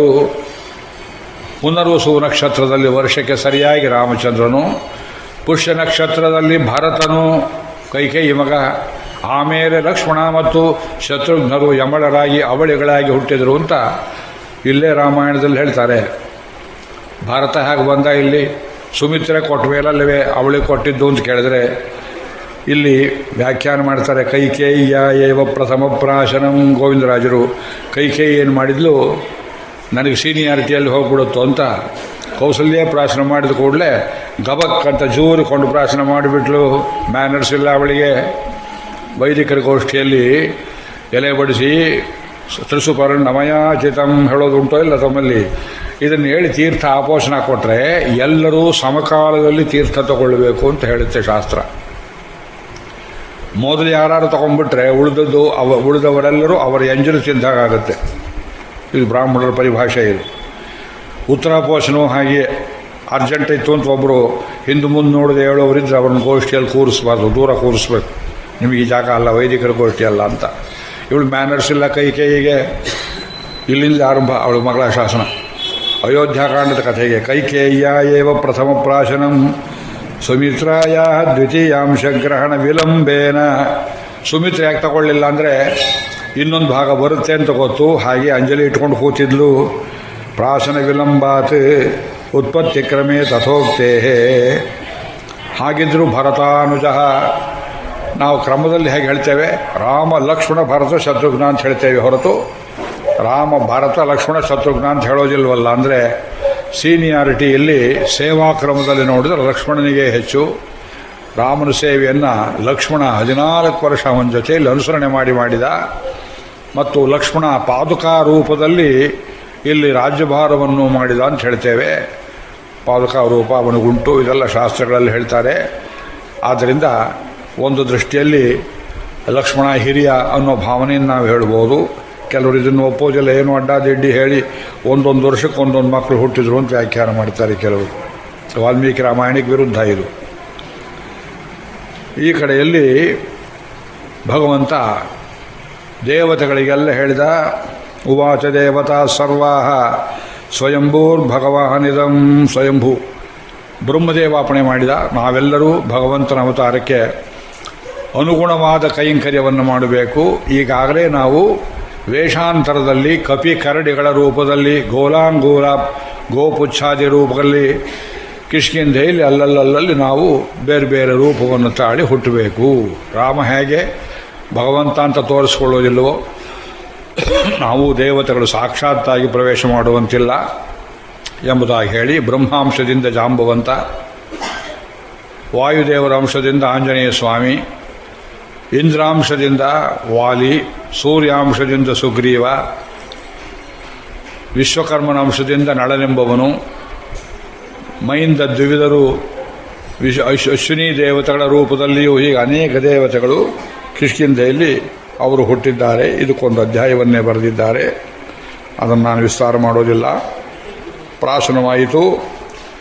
ಪ್ರಾಶನವಾಗಿ 12 ತಿಂಗಳಿಗೆ ಸರಿಯಾಗಿ ತತಶ್ಚ 12 ಮಾಸೇ ಚೈತ್ರೇ ನವಮಿಕೆ ತಿಥೌ. ಚೈತ್ರ ಮಾಸ, ಆವಾಗ ಸೌರಮಾನ ಲೆಕ್ಕಾಚಾರ ಇರಲಿಲ್ಲ. ನಾವು ಸೌರಮಾನ ಅಂತ ಹೇಳಿಕೊಳ್ತೇವೆ ತಮಿಳರು. ಮೇಷಮಾಸ ಎಂಬುದಾಗಿ ಲೆಕ್ಕ ನೀವು ಹಾಕಿದರೆ ಹಾಕ್ಬೋದು, ಈ ಕಡೆಯಿಂದ ಪ್ರೊಜೆಕ್ಟ್ ಮಾಡಿ ಹಾಕ್ಬೋದು. ತತಶ್ಚ 12 ಮಾಸೇ. ಒಬ್ಬರು ಉಪನ್ಯಾಸ ಮಾಡ್ತಿದ್ರು ಧಾರವಾಡದಲ್ಲಿ. ರಾಮಾಯಣ ಓದದೆ ಉಪನ್ಯಾಸ ಮಾಡೋರಲ್ಲ ಅವರೊಬ್ಬರು. ನನ್ನ ಅಧ್ಯಕ್ಷ ಹಾಕಿದ್ದಾರೆ ಸಭೆಯಲ್ಲಿ, ಪಕ್ಕದಲ್ಲಿ ನಿಂತು. ಅವರು ಕನ್ನಡ ಡಿಪಾರ್ಟ್ಮೆಂಟ್ ರೀಡರ್. ಅವರು ಕರೆದು ಬಿಟ್ಟಿದ್ದಾರೆ ಬ್ರಾಹ್ಮಣರು. ರಾಮಾಯಣ ಇವತ್ತು ರಾಮನವಮಿ ಇದೆ, ನೀವು ಆಚಾರ್ಯರು ಅಧ್ಯಕ್ಷತೆಯಲ್ಲಿ ಉಪನ್ಯಾಸ ಮಾಡ್ತೀವಿ. ಅವರು ಅಷ್ಟಾವಕ್ರ ಚೇಷ್ಟೆ, ಕೈಯಲ್ಲಿ ಚಪ್ಪಾಳೆ ಹಾಕೋದು, ಹೀಗನ್ನೋದು ಹಾಗನ್ನೋದು ಮಾಡಿಕೊಂಡು, ನಮ್ಮ ಹಾಗೆ ರಾಮನು 9 ತಿಂಗಳಿಗೆ ಹುಟ್ಟಿದ, ಮನುಷ್ಯರಂತೆಯೇ ಬಾಳಿದ, ಹಾಗೆ ಹೀಗೆ ಶುರು ಮಾಡಿದ್ರು. 9 ತಿಂಗಳಿಗೆ ಅಂದ ಕೂಡಲೇ ಅವರು ಕೋಟ್ ಹಾಕ್ಕೊಂಡಿದ್ರು. ಕೋಟ್ ಹಿಡಿದು ಜಗ್ಗಿಸಿದೆ. ತತಶ್ಚ 12 ಮಾಸೇ. ಅವರು ಕುರ್ಚಿಯಲ್ಲಿ ಕೂತು ಬಿಟ್ರು. ಮುಂದೆ ಉಪನ್ಯಾಸವೇ ಬರಲಿಲ್ಲ ಅವರ ಬಾಯಲ್ಲಿ. 9-10 ತಿಂಗಳಿಗೆ ಹುಟ್ಟುವುದು ನಮ್ಮ ನಿಮ್ಮ ಕರ್ಮ, ನಮ್ಮ ನಿಮ್ಮ ಧರ್ಮ. ನಾವು ಅಪೂರ್ಣರು. ಯಜುರ್ವೇದದಲ್ಲಿ ಒಂದು ಕಥೆ ಬರ್ತದೆ. ಗವಾಮಯನ ಅಂತ ಒಂದು ಒಂದು ಅಗ್ನಿಚಯನ. ಗೋವುಗಳು ಯಾಗ ಮಾಡಿದವು. ಶೃಂಗಾಣಿನೋ ಜಾಯಂತ ಇತಿ ಕಾಮೇನ, ತಲೆಯಲ್ಲಿ ಕೊಂಬು ಬರಬೇಕು ಅಂತ ಅವು ಮಾಡಿದವು. ಕೆಲವಕ್ಕೆ 12 ತಿಂಗಳಾದ ಮೇಲೆ ಬಂತು, ಕೆಲವು 10 ತಿಂಗಳಾದರೂ ಬರಲಿಲ್ಲ. ಇದರ ಮರ್ಮವನ್ನು ಯಾವನು ತಿಳ್ಕೊಳ್ತಾನೆಯೋ ಅವನು ಸಮುದ್ರವನ್ನು ದಾಟ್ತಾನೆ ಅಂತ ಫಲಶ್ರುತಿ ಹೇಳ್ತಾರೆ. ಏನರ್ಥ ಆಗುತ್ತೆ ಈ ಕಥೆ? ವೇದ ಸಂಸ್ಕೃತಿ ಪರಿಚಯ 3ನೇ ಸಂಪುಟದಲ್ಲಿ ಗವಾಮಯನದ ಮರ್ಮ ಅಂತ ಒಂದು ಸ್ವಲ್ಪ ಸೂಚನೆ ಮಾಡಿ ಕೊಟ್ಟಿದ್ದೇನೆ ನೋಡಿ. ಕೊಂಬು ಬಲಿತ ಗೋವುಗಳು, ಕೊಂಬು ಬಲಿದೆ ಗೋವುಗಳು ಚೇಷ್ಟೆ ಮಾಡಬಾರ್ದು. ಹಾಗೆಲ್ಲ ವೈರ್ ಕಿತ್ತೋಗುತ್ತೆ. ಅದು ಆ ಹುಡುಗನ ದೂರ ಕೂರಿಸಿ ಆ ವೈರ್ಗೆ ಮುಡಿತಾನೆ ನೋಡಿ ಕಾಲಲ್ಲಿ. ಯಾತಕ್ಕೆ ಹೇಳ್ತೇವೆ ಅಂದರೆ ಪ್ರತಿ ಹೆಜ್ಜೆಗೆ ಅಡಿಗಡಿಗೆ ವೇದದಲ್ಲಿ ತುಂಬ ಮಾರ್ಮಿಕವಾದ ಕಥೆಗಳನ್ನು ಹೇಳ್ತಾರೆ. ಇದು 12 ತಿಂಗಳಿನ ಮಗು. 12 ಅನ್ನೋದು ವೈದಿಕ ಕ್ರಮದಲ್ಲಿ ಪರಿಪೂರ್ಣವಾದ ಅಂಕ. ಸಂವತ್ಸರೋ ವೈ ಪ್ರಜಾಪತಿ. ಇದು ಡೆಸಿಮಲ್ ಸಿಸ್ಟಮ್ ಇರ್ಬೋದಲ್ಲ. ಅತ್ಯತಿಷ್ಠ ದಶಾಂಗುಲಂ ಡೆಸಿಮಲ್ ಸಿಸ್ಟಮ್ ಇದೆ, ನಮ್ಮಲ್ಲಿ ಇಲ್ಲೇ ಇಲ್ಲ. ಆದರೆ ನಮ್ಮಲ್ಲಿ ವೈದಿಕ ಲೆಕ್ಕ ಹಾಕೋದು 12 ತಿಂಗಳು ಒಂದು ವರ್ಷಕ್ಕೆ ಪರಿಪೂರ್ಣ ಆಗಬೇಕು. 10 ತಿಂಗಳಿಗೆ ವರ್ಷ ಆಗೋದಿಲ್ಲ. ಇದು 12 ಅಂತ ಯಾಕೆ ಹೇಳ್ತೀರಿ? ನೀವು ಮಾಡಿದ್ದಲ್ಲ ಮಾರಾಯರೆ. ಈ ಭೂಮಿ ಸೂರ್ಯನ ಸುತ್ತ ಒಂದು ವರ್ತುಲಾಕಾರದಲ್ಲಿ ಸುತ್ತಕೊಂಡು ಬರಬೇಕಾದ್ರೆ 12 ತಿಂಗಳು ಹಿಡಿತದೆ. 12 ನೀವು ಮಾಡ್ಕೊಂಡಿದ್ದೀರಿ, ನಾವು ಮಾಡಿಲ್ಲ. ಋತುಮಾನದ ಲಕ್ಷಣಗಳಿವೆ. ಷಡ್ವ ಋತವಃ 6 ಋತುಗಳಿವೆ ನೋಡಿ. 6, 12, 36, 60, 90 ಡಿಗ್ರಿಗಳು. 360 ದಿವಸ ಚಾಂದ್ರಮಾನದಲ್ಲಿ. ಈ 360 ಯಾತಕ್ಕಿರಬೇಕು? ಸೂರ್ಯನನ್ನು ಕೇಳಿ, ಭಗವಂತನನ್ನು ಕೇಳಿ. 360 ಅಂತ ಮಾಡಿದ್ದಾರೆ. ಆ 360 ಸೆಗ್ಮೆಂಟ್ಸ್ ಅಂತ ಮಾಡಿದರೆ ಜಾಮಿಟ್ರಿಯಲ್ಲಿ 90 × 4 ಆಗುತ್ತೆ. 6 ಮಾಡಿದರೆ 60 × 6 ಆಗುತ್ತೆ. ಜಾಮಿಟ್ರಿ ಶಾಸ್ತ್ರ, ಜಾಮಿತಿ ಹುಟ್ಟಿದ್ದೇ ಭಾರತ ದೇಶದಲ್ಲಿ. ಋಗ್ವೇದದ 1ನೇ ಮಂಡಲದಲ್ಲಿ ದೀರ್ಘತಮಸರ ಸೂಕ್ತದಲ್ಲಿ ಇದೆಲ್ಲ ಜಾಮಿಟ್ರಿ ವಿವರಣೆಯನ್ನು ಕೊಟ್ಟಿದ್ದಾರೆ. ನಾವು ಮಾಡಿದ್ದಲ್ಲ. ಇವತ್ತಿಗೂ ಪಾಶ್ಚಾತ್ಯರು ನಮ್ಮೊಬ್ಬರು ಗಡಿಯಾರ ನಿರ್ಮಾಣ ಮಾಡಬೇಕಾದ್ರೆ 12 ಗಂಟೆನೇ ಇಡ್ತಾರೆ. ಅದು ಕ್ಲಾಕ್ ವೈಸ್ ಡೈರೆಕ್ಷನ್ ಅಂತ ನೋಡಿ. ನಕ್ಷತ್ರಗಳೆಲ್ಲ ಸುತ್ತಾಟ ಮಾಡುವ ಆ ಕ್ರಮ ಏನಿದೆ, ಪ್ರದಕ್ಷಿಣ, ಒಂದು ವಸ್ತುವನ್ನು ಬಲಗಡೆಗೆ ಇಟ್ಟುಕೊಂಡು ಸುತ್ತುವುದು, ಇದು ನಮ್ಮ ದೇಶದ ಪದ್ಧತಿ. ಅವರಿಗೆ ಬೇರೆ ದಾರಿ ಇಲ್ಲ. 60 ನಿಮಿಷ 1 ಗಂಟೆಗೆ, 60 ಸೆಕೆಂಡು, 60 ವಿಗಳಿಗೆ ಎಲ್ಲ 60. ಇದು ಭಾರತೀಯರು ಕಾಲಮಾನವನ್ನು ಇಷ್ಟು ಸೂಕ್ಷ್ಮವಾಗಿ ನೋಡಿದ್ದಾರೆ. ಆ ದಿವಸದ ಮುಹೂರ್ತಗಳಿಗೆಲ್ಲ ಒಂದೊಂದು ಹೆಸರು ಕೊಟ್ಟಿದ್ದಾರೆ. ಎಲ್ಲ ಭಾರತದಲ್ಲಿ ಪ್ರತಿಯೊಂದು ವರ್ಷಕ್ಕೆ ಒಂದು ಹೆಸರಿದೆ. 60 ವರ್ಷಕ್ಕೆ ಒಂದು ಸಲ ಹೆಸರುಗಳು ಬದಲಿಯಾಗ್ತವೆ. ನಮ್ಮಲ್ಲಿ ಬಿಟ್ಟರೆ ಚೈನಾ ದೇಶದಲ್ಲಿ ಮಾತ್ರ ಈ ಪದ್ಧತಿ ಉಂಟು ಸ್ವಲ್ಪ ಮಟ್ಟಿಗೆ. Every year has a name. ಕ್ರೈಸ್ತರಲ್ಲಿ ಪ್ರತಿ ವರ್ಷಕ್ಕೆ ಒಂದು ಹೆಸರಿರೋದಿಲ್ಲ. 2006, 2007 ಇದಕ್ಕೆ ಹೆಸರಿಲ್ಲ, ಅದಕ್ಕೂ ಹೆಸರಿಲ್ಲ. ನಮ್ಮಲ್ಲಿ ಪ್ರಭವಾದಿ ಷಷ್ಠಿ ಸಂವತ್ಸರಗಳು ಒಂದರ ಹಿಂದೆ ಒಂದು ಚಕ್ರದಂತೆ ಬರ್ತವೆ. ಕಾಲ ಎಂಬುದು ಚಕ್ರ. ಇದು ನಿರಂತರವಾಗಿ ಸೈಕ್ಲಿಕ್ ಮೂವ್ಮೆಂಟ್ ಓಡ್ತದೆ. ಇದನ್ನೆಲ್ಲ ಕಂಡು ಹಿಡಿದವರು ಭಾರತೀಯರು, ಋಷಿಗಳು. ಇದೆಲ್ಲ ವೇದೋಕ್ತವಾದಂಥ ತತ್ವಗಳು. ಆದ್ದರಿಂದ ಈ 12 ಅನ್ನೋದಕ್ಕೆ ಈ ರಾಶಿಗಳು 12 ಇರಬೇಕು, ಗ್ರಹಗಳು 9 ಇರಬೇಕು. ನಾವು ಮಾಡಿದ್ದಲ್ಲ, ನೀವು ಮಾಡಿದ್ದಲ್ಲ, ಕೃತಕವಾದದ್ದಲ್ಲ. ತತಶ್ಚ 12 ಮಾಸೇ. ತತಶ್ಚ ಎಲ್ಲಿಂದ? ಈ ಪ್ರಾಶನ ಮಾಡಿದ ಗಳಿಗೆಯಿಂದ 12 ಮಾಸೇ ಚೈತ್ರೇ ನವಮಿಕೆ ತಿಥೌ. ಚೈತ್ರ ಮಾಸದಲ್ಲಿ ನವಮಿ ತಿಥಿಯಲ್ಲಿ ಗ್ರಹೇಶು ಕರ್ಕಟೆ ಲಗ್ನೆ, ಕರ್ಕಾಟಕ ಲಗ್ನದಲ್ಲಿ ವಾಕ್ಪತೌ ಇಂದು ನಾಸಃ. ಎಲ್ಲ ಯಾವ್ಯಾವ ಗ್ರಹಗಳು ಯಾವ್ಯಾವ ರಾಶಿಯಲ್ಲಿದ್ದವು ಎಲ್ಲವನ್ನು ಕೊಟ್ಟಿದ್ದಾರೆ. ಪ್ರೋದ್ಯಮಾನೇ ಜಗನ್ನಾಥಂ. ಜಗನ್ನಾಥನನ್ನು ಹಡೆದಳು. ಸಾಮಾನ್ಯ ಅರ್ಥ ಲೋಕಕ್ಕೆ ಮುಂದೆ ದೊರೆಯಾಗಲಿರುವ ರಾಜಕುಮಾರನನ್ನು ಹಡೆದಳು. ಇಷ್ಟೇ ಅರ್ಥ ಮಾಡಿಕೊಳ್ತಾರೆ. ಜಗನ್ನಾಥಂ ಪ್ರೋದ್ಯಮಾನೇ ಜಗನ್ನಾಥಂ ಸರ್ವಲೋಕ ನಮಸ್ಕೃತಂ ಕೌಸಲ್ಯಾ ಜನಯದ್ರಾಮಂ ಸರ್ವಲಕ್ಷಣ ಸಂಯುತಂ ವಿಷ್ಣೋ ಅರ್ಧಂ ಮಹಾಭಾಗಂ ಪುತ್ರಂ ಐಕ್ಷ್ವಾಕವರ್ಧನಂ. ಅರ್ಧ ಅಂದ್ರು ಅಂತ ವಂಶದಲ್ಲಿ ಅರ್ಧವಾಯಿತು, ಅರ್ಧ ವಿಷ್ಣು ಅಂತ ಹಾಕಿ ತಿಳ್ಕೋಬಾರ್ದು. ಪಾಯಸ ಕ್ರಮದಲ್ಲಿ ಹೇಳಿದ್ದಾರೆಯೇ ಹೊರತು ರಾಮನು ವಿಷ್ಣು, ಲಕ್ಷ್ಮಣ, ಭರತ, ಶತ್ರುಘ್ನರಲ್ಲಿಯೂ ವಿಷ್ಣು ಅಂಶಗಳು ಉಂಟು. ನಾಲ್ವರೂ ಸೇರಿ ಆ ಪರಮಾತ್ಮನ ಅಂಶಗಳು ವ್ಯೂಹ ರೂಪದಲ್ಲಿ ವಾಸುದೇವ, ಸಂಕರ್ಷಣ, ಪ್ರದ್ಯುಮ್ನ, ಅನಿರುದ್ಧ ಅಂತ ಹೇಳುವ ಕ್ರಮದಲ್ಲಿ ನಾವು ಹೀಗೆ ಭಾವನೆ ಮಾಡಿಕೊಳ್ಬೋದು. ಇದು ಯಾವ ವರ್ಷವಾಗುತ್ತೆ? ಕೆಲವರು ಲೆಕ್ಕ ಹಾಕಿದ್ದಾರೆ. ಈ 60 ಸಂವತ್ಸರಗಳ ಲೆಕ್ಕಾಚಾರದಲ್ಲಿ ನೀವು ಗುಣಾಕಾರ ಮಾಡಿದರೆ ಅದು ಬಹಳ ಎಷ್ಟು ಹಿಂದಕ್ಕೆ ಹೋಗುತ್ತೆ. ಒಂದು ಸ್ವಭಾನುನಾಮ ಸಂವತ್ಸರ ರಾಮಾವತಾರವಾದದ್ದು, ಅದರಲ್ಲಿ ಚೈತ್ರ ಮಾಸ, ಶುಕ್ಲ ಪಕ್ಷ, ನವಮಿ ತಿಥಿ, ಬುಧವಾರ, ಕರ್ಕಾಟಕ ಲಗ್ನ, ಪುನರ್ವಸು ನಕ್ಷತ್ರದ 4ನೇ ಪಾದ. ರಾಮಾವತಾರವಾದದ್ದು ಪಂಚೋಚ್ಚೆ ಲೋಕನಾಯಕ. 5 ಗ್ರಹಗಳು ಉಚ್ಚ ಸ್ಥಾನದಲ್ಲಿದ್ದರೆ ಹುಟ್ಟುವ ಶಿಶು ಲೋಕಕ್ಕೆ ಪೂಜ್ಯನಾಗ್ತಾನೆ, ಧುರೀಣನಾಗ್ತಾನೆ, ಲೀಡರ್ ಆಗಿ ಹುಟ್ಟುತ್ತಾನೆ ಅಂತ ಹೇಳ್ತಾರೆ. ಲಗ್ನದಲ್ಲಿಯೇ ಗುರು ಮತ್ತು ಚಂದ್ರ ಬಹಳ ವಿಶಿಷ್ಟವಾದ ಯೋಗ. ನಾ ಜ್ಯೋತಿಷ ಬಲ್ಲವನಲ್ಲ. ತುಲಾ ರಾಶಿಯಲ್ಲಿ ಶನಿ, ಮಕರದಲ್ಲಿ ಮಂಗಳ, ಮೀನದಲ್ಲಿ ಶುಕ್ರ, ಮೇಷದಲ್ಲಿ ಸೂರ್ಯ ಮತ್ತು ಬುಧ.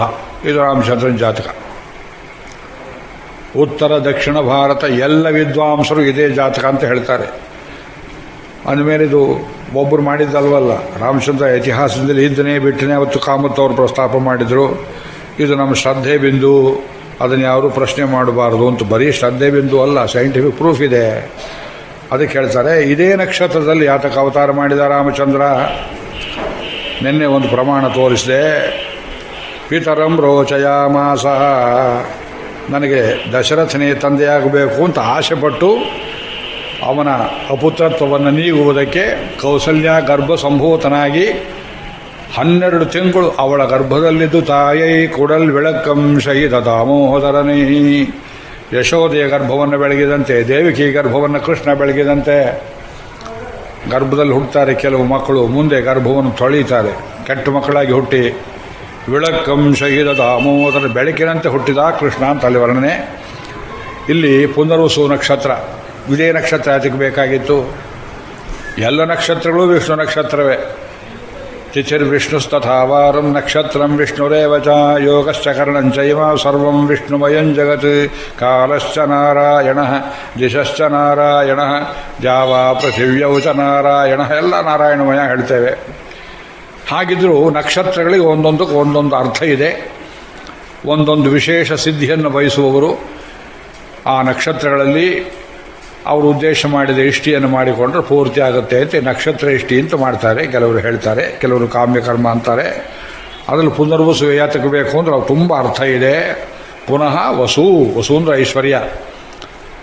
ಇಂದ್ರನಿಗೆ ದುರ್ವಾಸರ ಶಾಪದಿಂದ ರಾಜ್ಯ ಹೋಗಿ ವನವಾಸವನ್ನೆಲ್ಲ ಮಾಡಿ ಮುಗಿಸಿ ಕೊನೆಯಲ್ಲಿ ಲಕ್ಷ್ಮೀ ಸ್ತುತಿಯನ್ನು ಮಾಡಿ ನಾರಾಯಣ ಕವಚವೆಂಬ ವಿಶ್ವಕರ್ಮದೃಷ್ಟವಾದ ಒಂದು ಸ್ತೋತ್ರವನ್ನು ಪಠನ ಮಾಡಿದ್ದರಿಂದ ಅವನಿಗೆ ಪುನಃ ರಾಜ್ಯ ಪ್ರಾಪ್ತಿಯಾಯಿತು. ಇದು ವಿಷ್ಣು ಪುರಾಣಾದಿ ಕಥೆಗಳಲ್ಲಿ ಹೇಳ್ತಾರೆ. ದುರ್ವಾಸರು ಲಕ್ಷ್ಮೀ ಪ್ರಸಾದವನ್ನು ತಂದರು, ದೇವಲೋಕಕ್ಕೆ ಹೋದರು, ಕೊಡಬೇಕು ಅಂತ ಒಂದು ಮಾಲಿಕೆ. ಒಂದು ಉತ್ಸವ ಹೊರಟಿತ್ತು ಇಂದ್ರಂದು. ಪ್ರಸಾದವನ್ನು ಕೊಟ್ಟರು. ತಿರಸ್ಕಾರದಿಂದ ಆನೆ ತಲೆ ಮೇಲೆ, ಐರಾವತ ತಲೆ ಮೇಲೆ ಹಾಕಿದ.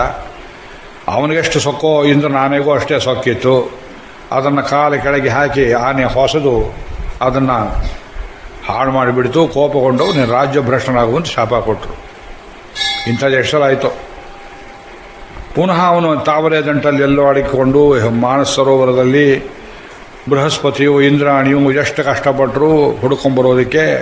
ಇದು ಒಂದು ಸಲ ಬಲಿಚಕ್ರವರ್ತಿ ದೆಸೆಯಿಂದ, ಇನ್ನೊಂದು ಸಲ ನಹುಷನ ದೆಸೆಯಿಂದ, ಇನ್ನೆಷ್ಟು ಸಲ ಹೇಗಾಯಿತೋ ಕಥೆಗಳ ರೆಕಾರ್ಡ್ ಇಡೋವರಿಲ್ಲ. ಕೊನೆಗೆ ಅದು ನಾರಾಯಣ ಕವಚ ಅಂತ ಒಂದು ಅದ್ಭುತವಾದ ಸ್ತೋತ್ರ ಮತ್ತು ಒಂದು ಲಕ್ಷ್ಮೀ ಸ್ತುತಿ, ಇದನ್ನು ಪ್ರಾರ್ಥನೆ ಮಾಡಿ ಅನೇಕ ವರ್ಷ ಕಳೆದ ನಂತರ ಇಂದ್ರ ಕಳೆದು ಹೋದ ವಸು ರಾಜ್ಯವನ್ನು ಮತ್ತೆ ಪುನಃ ಪಡೆದುಕೊಂಡದ್ದು ಪುನರ್ವಸು ನಕ್ಷತ್ರದಲ್ಲಿ. ಆದ್ದರಿಂದ ಈ ನಕ್ಷತ್ರದಲ್ಲಿ ಭಕ್ತಿಯಿಂದ ಭಗವಂತನ ಉಪಾಸನೆ ಮಾಡಿದವರಿಗೆ ಐಶ್ವರ್ಯ ಪ್ರಾಪ್ತಿ, ಕಳೆದು ಹೋಗಿದ್ದರೂ ಪದಾರ್ಥಗಳು ವಾಪಸ್ಸು ಸಿಗ್ತವೆ ಎಂಬುದಾಗಿ ಇದು ಒಂದು ಮಹಿಮೆಯನ್ನು ಹೇಳ್ತೇವೆ ಪೌರಾಣಿಕವಾಗಿ. ಎರಡನೇ ಮಹಿಮೆ, ಪುನರ್ವಸು ನಕ್ಷತ್ರಕ್ಕೆ ನಕ್ಷತ್ರೇ ಅದಿತಿ ದೈವತ್ಯೇ. ಅದಿತಿ ಅನ್ನೋದು ದೇವತೆ. ಅದಿತಿ ಅಂದರೆ ಯಾರು? ಇದು ವಿವರಣೆ ಮಾಡೋದು ತುಂಬ ಕಷ್ಟ. ಸಕಲ ದೇವತೆಗಳನ್ನು, ಆದಿತ್ಯರನ್ನು, ಬೆಳಗುವ ಶಕ್ತಿಗಳನ್ನು ಹಡೆದ ಮಹಾಮಾತೆ ದೇವಮಾತೆ ಅದಿತಿ. ಅದಿತಿರ್ಜೌರದಿತಿರಂತರಿಕ್ಷಂ ಅದಿತಿರ್ಮಾತಾ ಸ ಪಿತಾ ಸ ಪುತ್ರ ಅದಿತಿಯೇ ಸರ್ವಸ್ವ, ಎಲ್ಲ ಬಂಧುವು ನಮಗವಳೆ. ಶಬ್ದಾರ್ಥವನ್ನು ನೋಡಿದರೆ ವಿಶಾಲವಾದ ಹರವನ್ನುಳ್ಳವಳು, ಮಿತಿಯಿಲ್ಲದವಳು, ಇನ್ಫಿನಿಟ್, ಪ್ರಿನ್ಸಿಪಲ್ ಆಫ್ ಇನ್ಫಿನಿಟಿ, ಅನಂತತೆಯ ಒಂದು ಸಂಕೇತ. ಎಲ್ಲ ಆದಿತ್ಯರು ಅದಿತಿಯ ಪುತ್ರರಾದ್ದರಿಂದ ಆದಿತ್ಯರು ಅಂತ ಒಂದರ್ಥ. ದ್ವಾದಶಾದಿತ್ಯರು ಲೋಕವನ್ನು ಬೆಳಗುವವರು. ಭಗ, ಪೂಷ, ಯಮ, ಸವಿತಾ, ಮಿತ್ರ ಇತ್ಯಾದಿ ಹೆಸರುಗಳಲ್ಲಿ ಒಂದು ದಿವಸಕ್ಕೆ 2 ಗಂಟೆ ಕಾಲದಂತೆ ಹಂಚಿಕೊಂಡು ಹಗಲಲ್ಲಿ ರಾತ್ರಿಯಲ್ಲಿ ಎಲ್ಲ ಜೀವಾತ್ಮರನ್ನು ಅವರವರ ಮನಸ್ಸಿನಲ್ಲಿ ಕಾಪಾಡ್ತಕ್ಕಂಥವರು ಈ ದೇವತೆಗಳು. ಅದಿತಿಯ ಮಕ್ಕಳು ಆದಿತ್ಯರು, ಕಶ್ಯಪನ ಮಕ್ಕಳು. ಅದೇ ಕಶ್ಯಪರಿಗೆ ಲೋಕವನ್ನು ಹಾಳು ಮಾಡತಕ್ಕಂಥ ಮಕ್ಕಳು ಇನ್ನೊಂದು ಪತ್ನಿ ದಿತಿಯಲ್ಲಿ ಹುಟ್ಟಿದರು. ದಿತಿ ಅಂದರೆ ಪರಿಮಿತಿ ಇರುವವಳು, ಮಿತಿ ಇರುವವಳು, ಫೈನೈಟ್ ಅಂತ ಅರ್ಥ. ಇದು ಫೈನಿಟಿ, ಇನ್ಫಿನಿಟಿ ಇವುಗಳ ನಡುವಿನ ಯುದ್ಧ. ಕದ್ರು, ವಿನತೆ ಆ ಕಥೆಯೆಲ್ಲ ವೇದದಲ್ಲಿ ಬರುತ್ತೆ. ಅದೇ ರೀತಿ ಇದು ಕಥೆಯೇ. ನರಕಾಸುರ ಅದಿತಿಯ ಕುಂಡಲಗಳನ್ನು ಕದ್ದುಕೊಂಡು ಹೋಗಿದ್ದ ಅಂತ ಕಥೆ. ವರುಣನ ಛತ್ರವನ್ನು, ಅದಿತಿಯ ಕುಂಡಲಗಳನ್ನು ಕದ್ದುಕೊಂಡು ಹೋಗಿದ್ದವನಿಗೆ ಶ್ರೀಕೃಷ್ಣ ಸತ್ಯಭಾಮ ಸಮೇತನಾಗಿ ಹೋಗಿ ನರಕನನ್ನು ಕೊಂದು ಆ ಛತ್ರಿಯನ್ನು, ಆ ಕುಂಡಲಗಳನ್ನು ತಂದು ಒಪ್ಪಿಸಿದ ಅಂತ ಕಥೆ. ಅದಿತಿ ಸಾಮಾನ್ಯ ದೇವತೆ ಅಲ್ಲ, ಎಲ್ಲ ದೇವತೆಗಳಿಗೆ ತಾಯಿ. ರಾಮಾವತಾರದಲ್ಲಿ ಅವಳೇ ಕೌಸಲ್ಯ ರೂಪದಲ್ಲಿದ್ದಾಳೆ, ಕಶ್ಯಪನೇ ದಶರಥ ರೂಪ ಅಂತ ಹೇಳ್ತಾರೆ ಕೆಲವರು. ರಾಮಾಯಣ ಹೋಗ್ತಾ ಇರಲಿ ಬಿಡಲಿ. ಆದ್ದರಿಂದ ಇದು ಅದಿತಿ ದೇವತೆಯನ್ನು ಉಳ್ಳದ್ದು ಈ ನಕ್ಷತ್ರ. ಜೋಡಿ ನಕ್ಷತ್ರ, 2 ನಕ್ಷತ್ರ, ಪುನರ್ವಸು ಜೋಡಿ ನಕ್ಷತ್ರ ಅಂತಾರೆ. ಕುಂಭಕರ್ಣ ಸತ್ತು ಬಿದ್ದಾಗ ಹೇಗೆ ಬಿದ್ದ ಅಂದರೆ, ರಾತ್ರಿಯಲ್ಲಿ ಚಂದ್ರ ಬೆಳಗುವಾಗ ಈ ಪುನರ್ವಸು ನಕ್ಷತ್ರಗಳು ಈ ಕಡೆ ಒಂದು ಆ ಕಡೆ ಒಂದಿದ್ದರೆ ಅವನ ಕಿವಿಯ ಕುಂಡಲಗಳಾಗಿ ಹೇಗೆ ಕಾಣ್ತಾ ಇದ್ವೋ ಹಾಗೆ ಬಿದ್ದ ಅಂತ ವರ್ಣನೆ ಮಾಡಿದ್ದಾರೆ.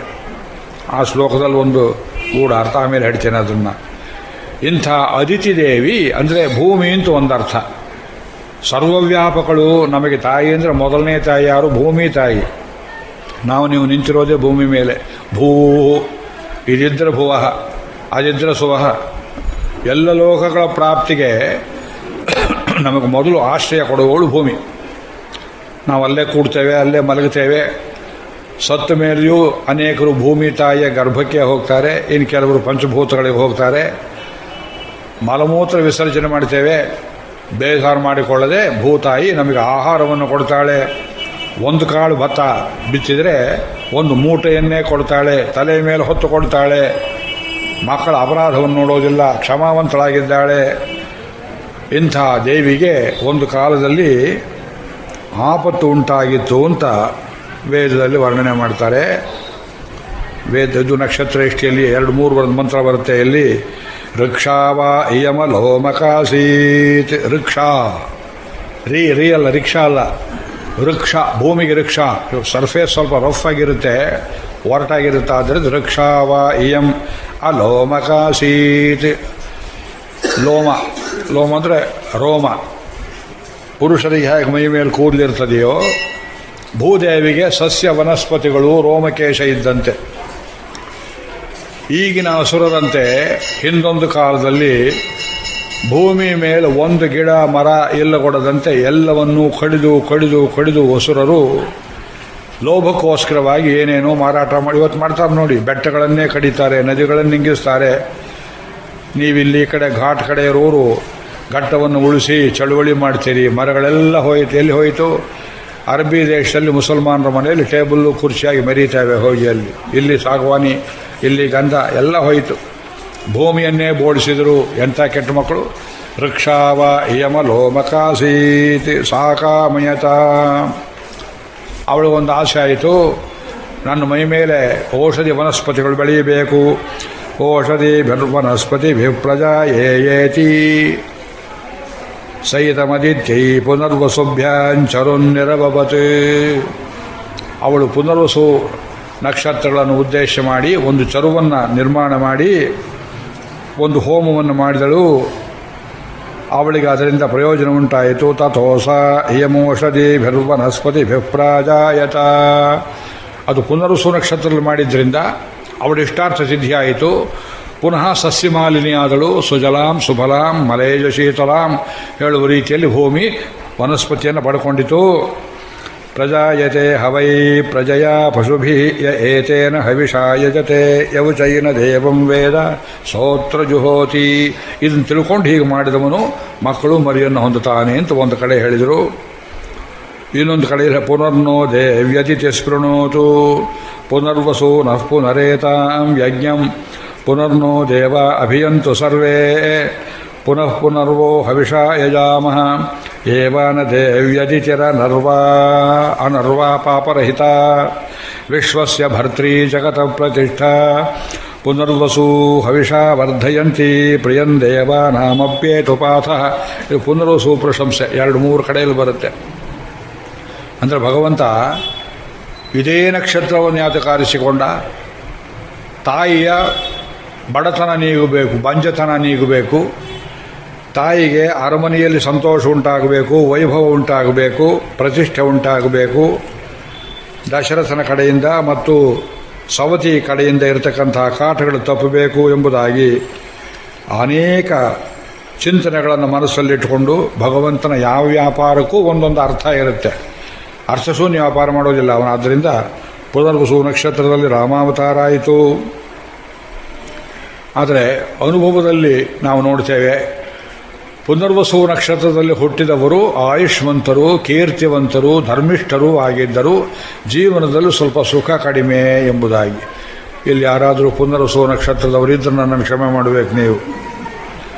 ನಾನೊಂದು 10-20 ಜನರನ್ನು ನೋಡಿದ್ದೇನೆ ಪುನರ್ವಸು ನಕ್ಷತ್ರದಲ್ಲಿ ಹುಟ್ಟಿದವು. ನಮ್ಮ ತಂದೆ ಪುನರ್ವಸು, ನಮ್ಮ ಗುರುಗಳೊಬ್ಬರು ಪುನರ್ವಸು, ಒಬ್ಬರು ಸನ್ಯಾಸಿಯಾದರು.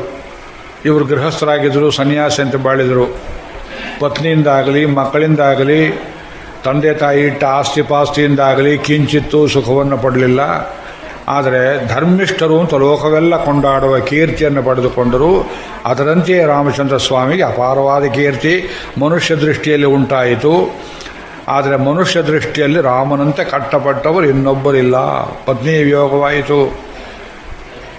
ರಾಜ್ಯ ಪ್ರಣಾಶ ಜನನೀ ವಿಯೋಗ ಹೇಳ್ಕೊಳ್ತಾನೆ ತಾನೆ ಲಕ್ಷ್ಮಣ.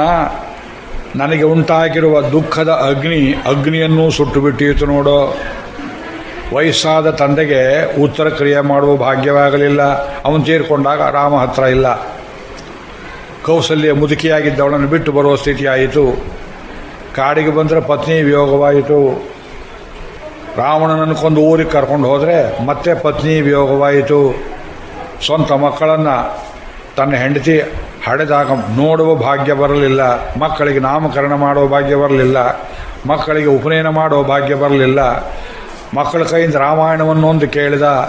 ಇನ್ನಷ್ಟು ಹೊತ್ತು ಕೇಳಬೇಕು ಅನ್ನೋ ಹೊತ್ತಿಗೆ ಸೀತೆ ಭೂಮಿಯಲ್ಲಿ ರಸಾತಳ ಪ್ರವೇಶ ಮಾಡಿಬಿಟ್ಲು. ಲಕ್ಷ್ಮಣನನ್ನು ತಾನೇ ಗಡಿಪಾರು ಮಾಡುವ ಸ್ಥಿತಿ.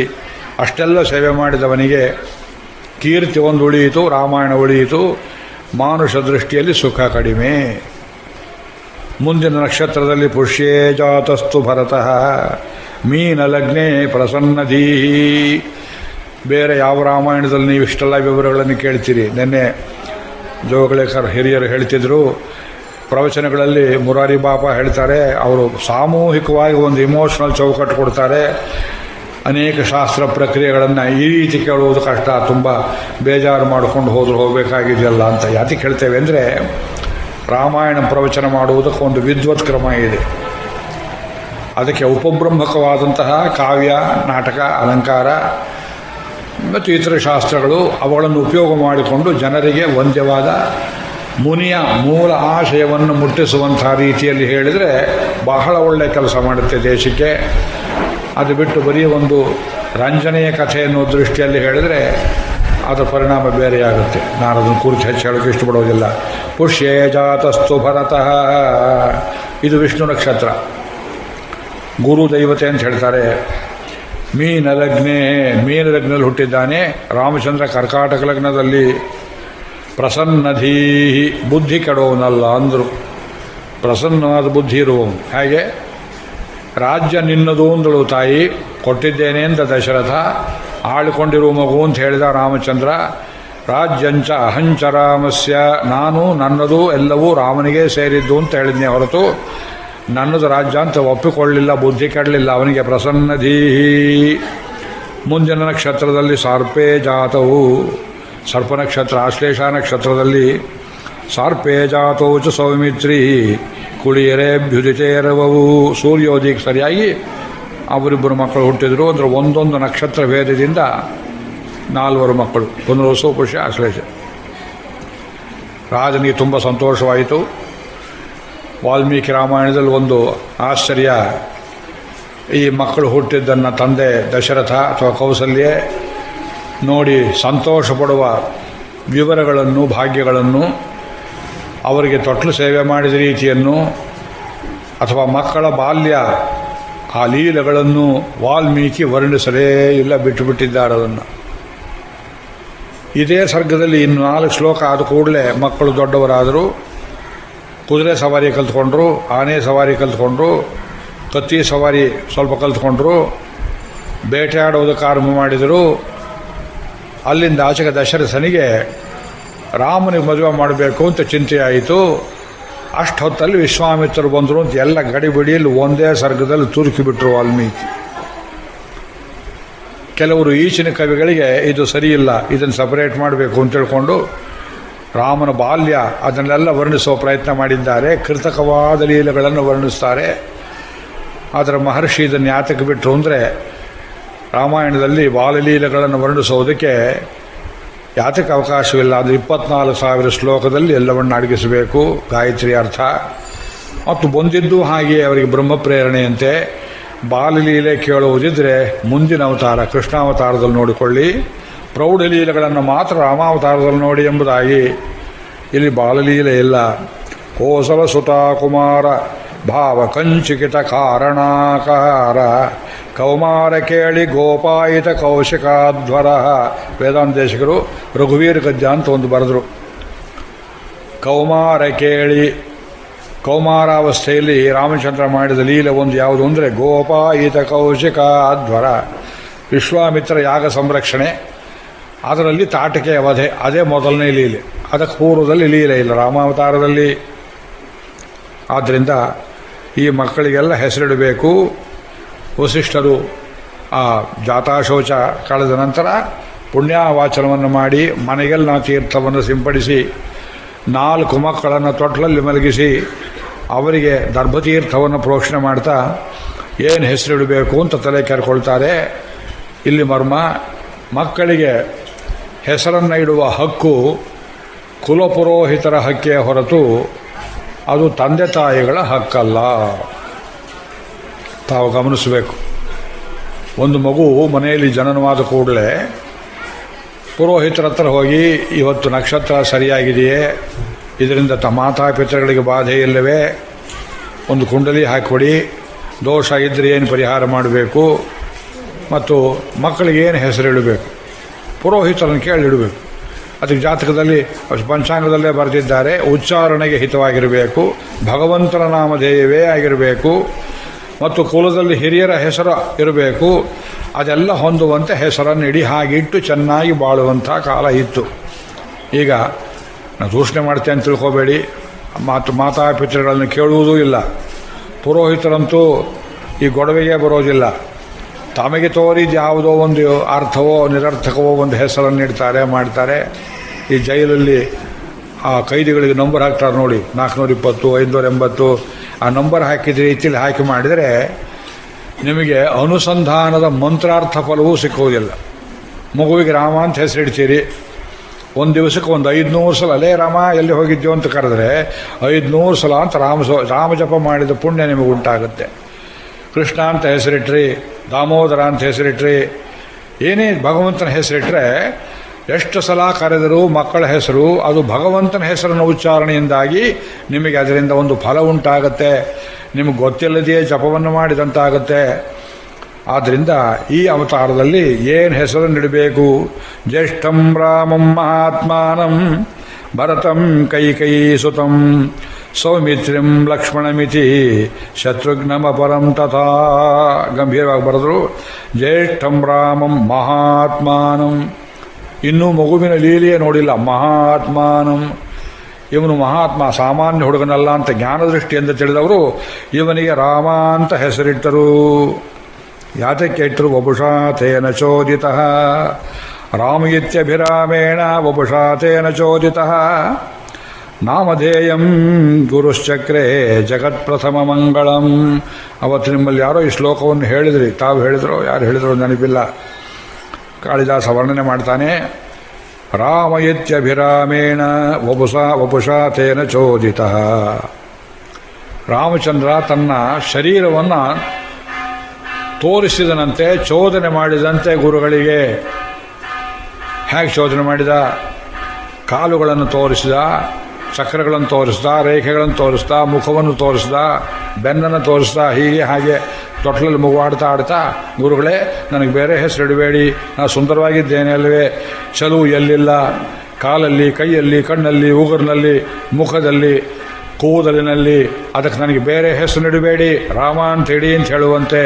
ವಪುಷಾ ತೇನ ಚೋದಿತಃ ನಾಮಧೇಯಂ ಗುರುಶ್ಚಕ್ರೇ ಜಗತ್ ಪ್ರಥಮ ಮಂಗಳಂ. ಜಗತ್ತಿಗೆ ಪ್ರಥಮ ಮಂಗಳ ಶ್ರೀರಾಮ. ಅದರಿಂದಲೇ ಸಂಸ್ಕೃತವನ್ನು ಮಕ್ಕಳಿಗೆ ಕಲಿಸುವಾಗ ಮೊದಲು ಕಲಿಸುವ ನಾಮಧೇಯದಲ್ಲಿ ಮೊದಲ ಶಬ್ದವೇ ರಾಮ ಶಬ್ದ. ಭೀಮ ಶಬ್ದ ಹೇಳಬೇಡವೆ, ಕೃಷ್ಣ ಶಬ್ದ ಹೇಳಬೇಡವೆ, ಪರಶುರಾಮ ಶಬ್ದ ಹೇಳಬೇಡವೆ, ಬೇಕಾದ್ದು ಹೇಳ್ಬೋದು. ಜಗತ್ ಪ್ರಥಮ ಮಂಗಳಂ ಬರೆದಿಟ್ಬಿಟ್ರು. ಇಲ್ಲಿ ಒಬ್ಬ ಕವಿಯಲ್ಲ, ಚಂಪುರಾಮಾಯಣಕಾರನು ಹಾಗೇ ಹೇಳಿದ್ದಾನೆ. ಅಥ ರಾಮಾಭಿಧಾನೇನ ಕವೇ ಸುರಭಯನ್ಗಿರ ಅಲಂಚಕಾರ ಕಾರುಣ್ಯಾತ್ ರಘೂಣಾಮನ್ವಯಂ ಹರಿಹಿ. ಎಷ್ಟು ಸುಲಭ ಶ್ಲೋಕ, ಕಣ್ಣಲ್ಲಿ ನೀರು ತುಂಬ್ಕೊಂಡ್ಬಿಡುತ್ತೆ. ಇದು ಮಹಾಕವಿಗಳು ವಾಲ್ಮೀಕಿಗೆ ಗೌರವವನ್ನು ಸಲ್ಲಿಸಿದ ರೀತಿ. ಅವರಷ್ಟೇ ಹೇಳಿದರು, ರಾಮ ಜ್ಯೇಷ್ಠಂ ರಾಮಂ ಮಹಾತ್ಮಾನಂ. ಅದರಲ್ಲೇನರ್ಥ ಕಾಳಿದಾಸ ಹೇಳಿದ, ಅಥ ರಾಮಾಭಿಧಾನೇನ ಕವೇ ಸುರಭಯಂಗಿರ. ವಾಲ್ಮೀಕಿಯ ಬಾಯಲ್ಲಿ ಮುಂದೆ ಬರತಕ್ಕ ರಾಮಾಯಣದ ಕಥೆಯಲ್ಲಿ ಒಂದು ಪರಿಮಳ ಉಂಟಾಗಬೇಕು, ಸುರಭಿ ಉಂಟಾಗಬೇಕು, ಒಂದು ಸೊಗಸು ಉಂಟಾಗಬೇಕು, ಆಹಾ ಅನ್ಬೇಕವರು ರಾಮ ಅಂಥೇಳಿ. ಆರುಷ್ಯ ಕವಿತಾ ಶಾಖಾಂ ಹಾಗೆ ಕೂಜಂತಂ ರಾಮ ರಾಮೇತಿ ಯಃ ಪಿಬನ್ ಸತತಂ ರಾಮಚರಿತಾಮೃತ ಸಾಗರಂ ಅತೃಪ್ತ. ರಾಮಚರಿತ್ರೆ ಸಮುದ್ರವನ್ನು ಪಾನ ಮಾಡಿದ್ದಾರೆ, ತೃಪ್ತಿಯಾಗಲಿಲ್ಲ. ಅಗಸ್ತ್ಯರು ಸಮುದ್ರ ಪಾನ ಮಾಡಿದರು, ಕಿವಿಯಿಂದ ಹೊರಗೆ ಬಿಟ್ಟರು, ಅದು ಉಪ್ಪು ಸಮುದ್ರ. ವಾಲ್ಮೀಕಿ ಪಾನ ಮಾಡಿದ್ದು ಯಃ ಪಿಬನ್ ಸತತಂ ರಾಮಚರಿತ ಅಮೃತ ಸಾಗರಂ. ರಾಮ ಅನ್ನುವ ಹೆಸರಿನ ಅಮೃತ ಸಾಗರವನ್ನು ಕುಡಿದರೂ ಅತೃಪ್ತಿ ಉಂಟಾಯಿತು. ಪ್ರವಚನ ಮಾಡೋರಿಗೆ ಏನು ಗತಿ ಯೋಚನೆ ಮಾಡಿ, ಬರದವರಿಗೆ ತೃಪ್ತಿ ಆಯಿತು. ಪ್ರವಚನ ಮಾಡೋನಿಗೆ ಎಷ್ಟು ಅತೃಪ್ತಿಯೋ ಕೇಳೋರಿಗೂ ಅಷ್ಟು ಅತೃಪ್ತಿ ಆಗಬೇಕು. ಒಂದು ತಿಂಗಳು ರಾಮಾಯಣ ಕೇಳಿದ ಮೇಲೆ ನಿಮಗೇನು ಬರಬೇಕು ಫಲ? ಅತೃಪ್ತಿ ಆಗಬೇಕು. ಏನು ಕೇಳಿದಾಗ ಆಗಲಿಲ್ಲ ಅನಿಸ್ಬೇಕು. ರಾಮಾಯಣ ಕೇಳಿದ್ರಲ್ಲ ಚೆನ್ನಾಗಿತ್ತೆ, ಚೆನ್ನಾಗಿದೆ, ಎಷ್ಟು ಚೆನ್ನಾಗಿತ್ತು, ಇನ್ನೆಂದೂ ಕೇಳಬಾರ್ದು ಅನ್ನೋಷ್ಟು ಚೆನ್ನಾಗಿತ್ತು ಅಂತಂದರೆ ನೀವು ಕರೆದದ್ದು ವ್ಯರ್ಥ, ನಾವು ಬಂದಿದ್ದು ವ್ಯರ್ಥ, ನೀವು ಕೇಳಿದ್ದು ವ್ಯರ್ಥ. ಅದು ರಾಮಾಯಣದ ಕಥೆ ಅತೃಪ್ತಿಯನ್ನು ಉಂಟು ಮಾಡುತ್ತೆ. ಕವಿಗೆ ಅತೃಪ್ತಿ ಉಂಟು ಮಾಡಿತು.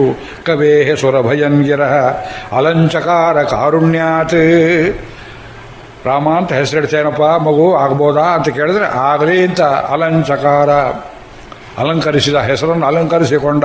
ಕಾರುಣ್ಯಾತ್, ರಾಮನ ಕರುಣೆಯಿಂದ ಗುರುಗಳು ಇಟ್ಟ ಹೆಸರನ್ನು ಒಪ್ಪಿಕೊಂಡ. ಅವನ ಔದಾರ್ಯ ನೋಡಿ, ಅಲಂಚಕ, ಈ ಪದಪ್ರಯೋಗ ನೋಡಿ ಆಗಿದೆ ಇದು.